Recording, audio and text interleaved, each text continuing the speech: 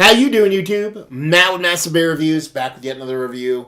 Back with yet another mystery review, courtesy of Tom. Brooklyn Tom sent me some beers a bunch of times in my beer life.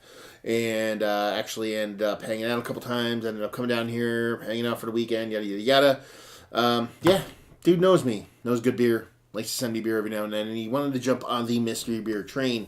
I started doing mystery beers. This is about the fourth beer mail or mystery beer mail I've received, so people are digging it, so it's kind of fun, so I'm gonna keep it going. And yeah, this is the next one.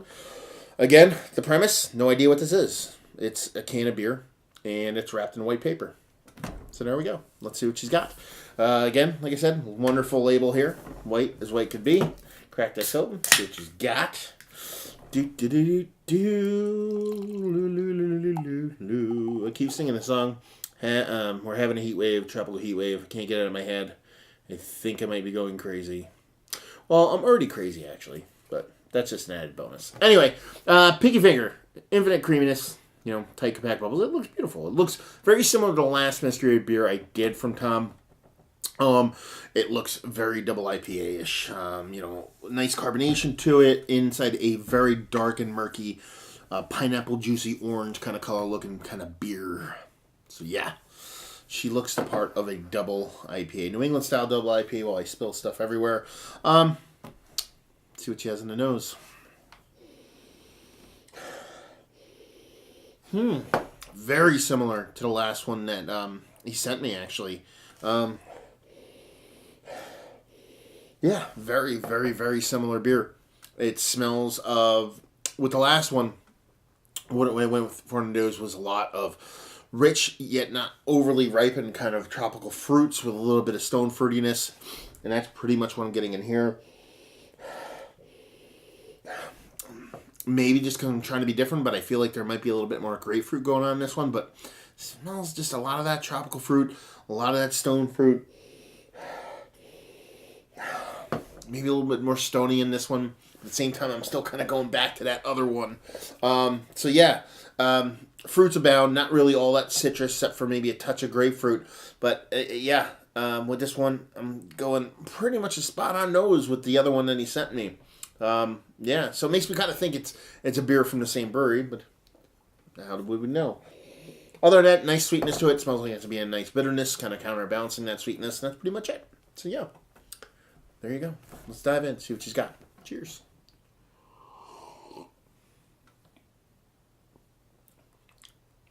No. It's a different beer. Definitely a different beer. Definitely more grapefruity citrus on this one as opposed to the other one. Definitely wasn't as citrusy.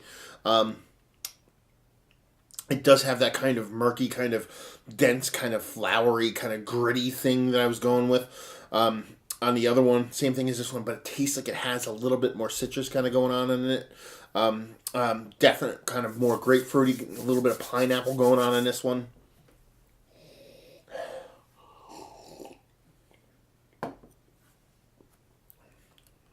The other one, I was kind of going a little bit more lactosey on it. Not even lactosey. I said I wouldn't be surprised if there was a little bit of vanilla in it. And this one, not so much. I'm just kind of getting that nice kind of three-part citrus, stone, tropical fruit kind of thing going on with this bittering to it that makes me think it has an extra bittering hop addition to it. Whatever you want to call it. Extra hops, double dry hopped, whatever. There's just a bittering, a heaping helping of bittering hops in there in the fermentation. And like I said, before... the other one, I thought there might be a little bit of kind of like a flowery, gritty thing going on. I don't think that now, based off of the last one I did, because that one didn't have that, or you say they didn't have it, but I wouldn't be surprised if there was a little bit of kind of like a wheat kind of haze thing going on in this, even if it's not listed. So yeah. That nice little helping mouthful. It was more stone fruity, nice peaches. But again, you're kind of running the even gamut around here. In the nose, I didn't get as much citrus, but in the mouth, I'm getting it more like rindy, kind of pithy citrus. With a nice kind of sweet stoning fruitiness with a little bit of kind of tropical fruitiness going on there. Nice mouthfeel to it. A little bit kind of that flowery kind of gritty thing that goes on. And yeah, definitely go with a extra hop addition on this one. A little bit of dry hopping. So let's dive in, see what she's got. A little part of me thinks he might have did the same beer twice to see if I said the same thing on each one. And you know what? If it is the same beer twice and I said subtly different things, each day is different, so you're gonna say different things based off of your mindset. But I don't think it is. It is another other half beer, and this is their third anniversary triple dry hopped in Imperial India Pale Ale 3. So yeah, it's a third anniversary beer.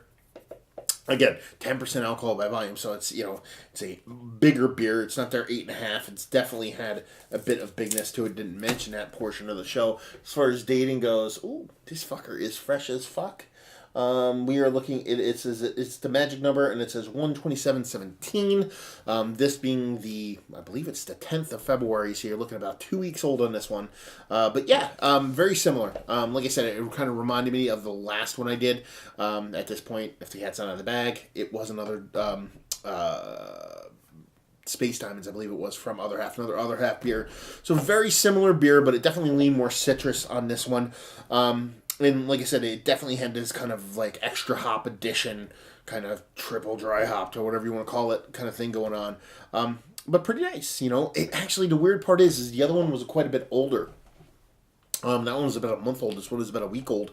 And I felt like this one wasn't too far off of the other one. Maybe a little bit more vibrant, but not that much. So the whole falling off thing, with Other Half falling off quicker rather than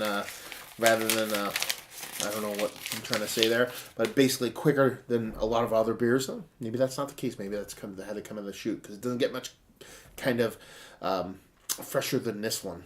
So yeah, let's talk about it. Is it one of the better 10%? Do we want to go triple IPAs here?